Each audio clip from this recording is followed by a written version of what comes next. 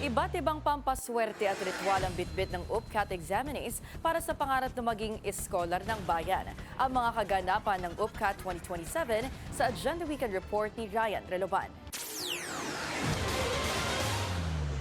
Libo-libong senior high school students ang sumabak sa Day 2 ng University of the Philippines College Admission Test o UPCAT 2027 para sa pangarap na makapasok sa isa sa top university sa bansa at kinikilala rin sa Asia at sa buong mundo. Sa UPCAT, hindi lang academic and scholastic performance ang challenge dahil bahagi ng experience ang tiyaga at dedikasyon. Mula sa maagang pagpila sa test center hanggang sa huling pagsagot sa exam at pati na ang foot and vehicle traffic pa uwi. Higit 150,000 examinees ang projected ngayong taon mula sa 118 testing centers nationwide. Pinakamalaki dito sa UP Diliman kung saan nasa 53,000 ang kumuha ng pagsusulit. Kabilang dito ang magkaibigan na sina Courtney Alguaz at Kyla Carino na mula sa QC. Para sa kanila, higit sa makukuhang UPCAT score at hindi lang daw high school diploma ang nakataya dito, kundi ang pag-asang balang araw ay matawag din bilang isang scholar ng bayan.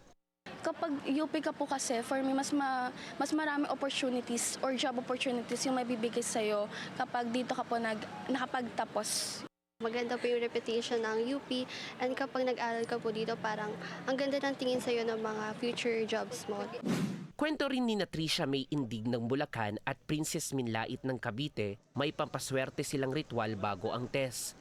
Gaya ng pag-apak ng kanang paa sa pintuan ng testing room bago magsimula ang exam.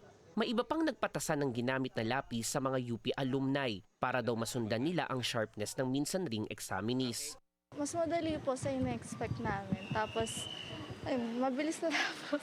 Mas mabilis pong natapos. Hindi po yung nakakita namin sa TikTok na ang hirap po ng problem. Tapos sa test po, madali naman po yung mga exam.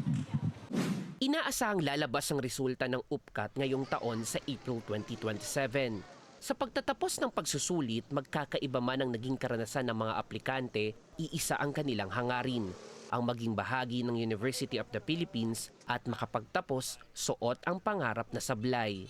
Para sa Agenda Weekend, Ryan Reloban, Billionaire News Channel.